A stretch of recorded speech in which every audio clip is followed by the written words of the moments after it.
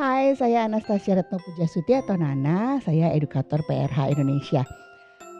Saya suka sekali bercerita karena dengan bercerita saya jadi tahu siapa saya lewat cerita-cerita tadi. Nah, kali ini lagi saya mau cerita masih cerita rakyat dan cerita rakyatnya kali ini dari Nusa Tenggara Barat ya. Diceritakan ulang oleh Ibu Murti Bunanta dari penerbit Grasindo. Judulnya Putri Mandalika. Jadi dulu kala tersebutlah sebuah kerajaan namanya Kerajaan Sekar Kuning.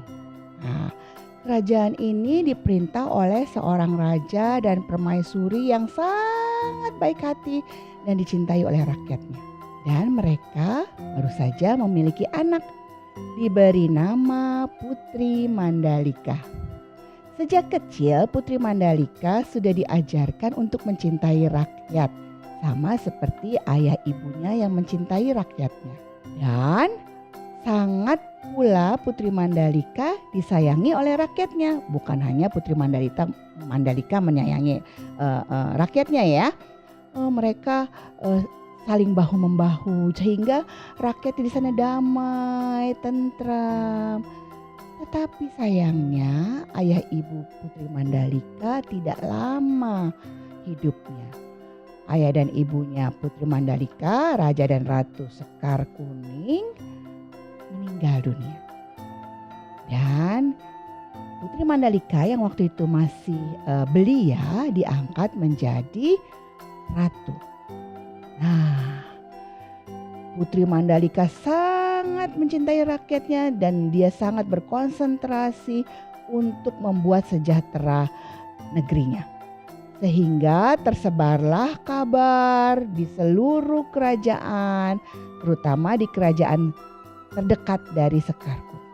Di kerajaan Johor dan di kerajaan sebelahnya yang memerintah Raja Bumbang, tersebar bahwa Kerajaan Sekar Kuning dipimpin oleh seorang putri yang cantik jelita dan sangat disayangi rakyatnya. Namanya Putri Mandalika. Karena Putri Mandalika belum bersuami, wah semakin harum namanya, dan Raja Bumbang dan Raja Johor sudah siap-siap mengirim surat memerintahkan patihnya untuk mendatangi Putri Mandalika untuk melamar.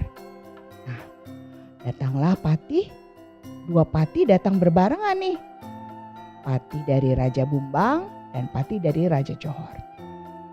Mereka bilang kepada patihnya Putri Mandalika, "Patih Putri Mandalika Kerajaan Sekar Kuning, kami membawa surat perintah dari raja kami. Saya dari Raja Bumbang, saya dari Raja Johor." Lalu dipersembahkan. Dan setelah dibuka isinya adalah, "Kepada yang terhormat Putri Mandalika, saya Raja Johor memiliki kerajaan."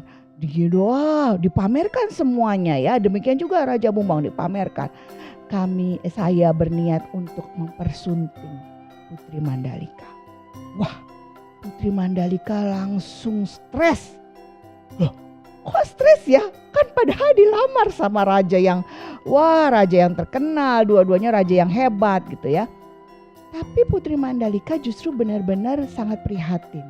Karena dia tahu, dia sangat bijaksana, dia sangat peka. Dia tahu kalau dia mengiyakan Raja Johor, maka pasti Raja Bumbang akan marah. Dia akan menyerang Kerajaan Sekar Kuning. Dan rakyat dari Sekar Kuning pasti akan menderita. Di sana Putri Mandalika merasa sedih. Demikian juga sebaliknya. Kalau dia mengiyakan lamaran Raja Bumbang, tentunya raja yang satunya juga akan marah kan? Nah, dan hasilnya adalah perpecahan, peperangan, tidak ada kedamaian. Maka Putri Mandalika berpikir siang dan malam, tidak bisa tidur. Bagaimana caranya supaya aku bisa menyelamatkan rakyatku? Aku tidak mau rakyatku menderita.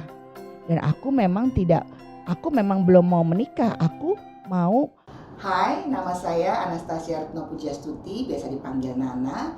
Saya edukator PRH Indonesia.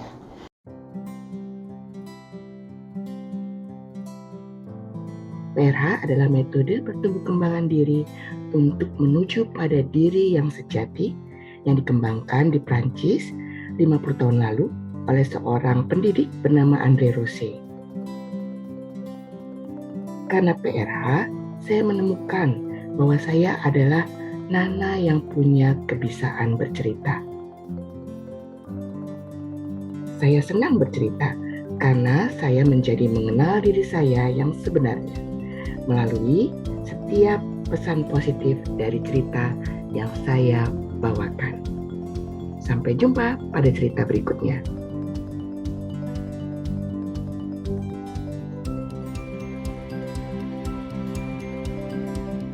Membesarkan negeri ini supaya ayah ibuku senang dan rakyatku damai. Sampai akhirnya suatu malam Putri Mandalika bermimpi. Ia didatangi oleh kakeknya dan sang kakek bicara dengan Putri Mandalika. Cucuku yang baik hati, aku tahu kegundahanmu. Dan kalau engkau sungguh-sungguh mencintai rakyatmu, maka berkorbanlah untuk rakyatmu. Cuma itu pesannya dari kakek yang datang dalam mimpi. Sementara Raja Bumbang dan Raja Johor juga gelisah. Mereka tidak bisa tidur karena memikirkan, aduh gimana ya jawabannya ya, kok lama banget ya jawabannya ya. Gitu ya. Siapa nih yang dipilih ya, aku atau dia ya gitu kan ya. Nah akhirnya setelah Putri Mandalika mendapatkan mimpi itu dan kemudian dia merasa-rasakan apa yang harus dilakukan, Putri Mandalika memutuskan untuk memanggil kedua raja datang menemuinya. Wah, dua-duanya mau diterima. Wah, nanti dulu. Lalu Putri Mandalika menulis surat kepada kedua raja dan meminta Pati untuk menyampaikan kepada kedua raja itu. Di kedua surat itu sama berbunyi. Raja yang terhormat, terima kasih telah mengutus Patimu untuk meminang aku.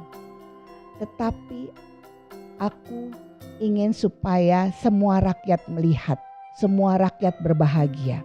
Maka datanglah pada bulan kedua di pantai Kute, di tempat di mana banyak orang bisa berkumpul. Wah, jadi ternyata di Nusa Tenggara Barat ada juga pantai Kute ya. Datanglah di bulan kedua. Wah, dan Putri Mandalika mengumumkan itu juga kepada rakyatnya. Rakyatku, aku ingin memberikan sesuatu yang indah buat kalian. Maka datanglah beramai-ramai di pantai Kute pada bulan kedua. Akhirnya waktu yang dinanti-nantikan sudah tiba. Putri Mandalika berada di pantai Kute dan dia duduk di atas batu besar di pantai itu. Ada batu karang besar dan pada saat Putri Mandalika muncul, datanglah gelombang besar, ombak, semua dan langit gelap. Kemudian waktu langit terang, Putri Mandalika berdiri di atas batu itu dan Putri Mandalika bilang, aku memberikan diriku untuk rakyatku. Wah, semua rakyat, Putri Mandalika, hati-hati, akan ada ombak besar. Lalu betul, ombak datang lagi dan menyelimuti Putri Mandalika sehingga menjadi gelap lagi dan menjadi terang lagi. Raja Johor dan Raja Bumbang, kemanakah Putri Mandalika kekasihku? Wah, mereka semua udah bilang kekasihku aja ya. Wah, ternyata hilang Putri Mandalika, tidak ada lagi. Pesannya hanya terakhir itu, aku memberikan diriku untuk rakyat. Tapi teman-teman, ternyata waktu semua sudah menjadi tenang lagi laut, di pantai itu muncullah cacing-cacing berwarna-warni. Indah sekali cacing-cacing itu bergelimangan di sepanjang pantai. Nah, karena warna-warni dan bernyala, maka rakyat bilang, "Hai, ada cacing nyale, ada cacing nyale." Dan mereka mengambil cacing nyale itu, dan sejak saat itu di setiap bulan kedua di Pantai Kute muncullah cacing-cacing nyale yang menurut tradisi bila dimakan rasanya lezat sekali. Dan rakyat menjadi bergembira karena mendapatkan asupan makanan yang lezat yang datang dengan nyala-nyala yang berwarna-warni. Ternyata saat itulah Putri Mandalika menjelma menjadi Putri Nyale. Dia memberikan jiwa raganya untuk kesejahteraan rakyat sesuai dengan mimpi yang dia didatangi oleh kakek itu. Bila mana engkau benar-benar ingin rakyatmu damai sejahtera, maka engkau harus mengorbankan diri. Saat itu Putri Mandalika sadar betul bahwa dia mencintai rakyatnya dan dia berkerelaan berkorban untuk rakyatnya berubah menjadi cacing nyale. Nah, teman-teman, dari cerita ini saya jadi merasa, wah, itu adalah cinta sejati, cinta untuk kemanusiaan. Bukan hanya untuk satu orang, tetapi untuk seluruh manusia untuk berbahagia. Saya jadi tahu saya punya kemanusiaan. Bagaimana dengan teman-teman? Nantikan lagi cerita-cerita saya. Sampai jumpa.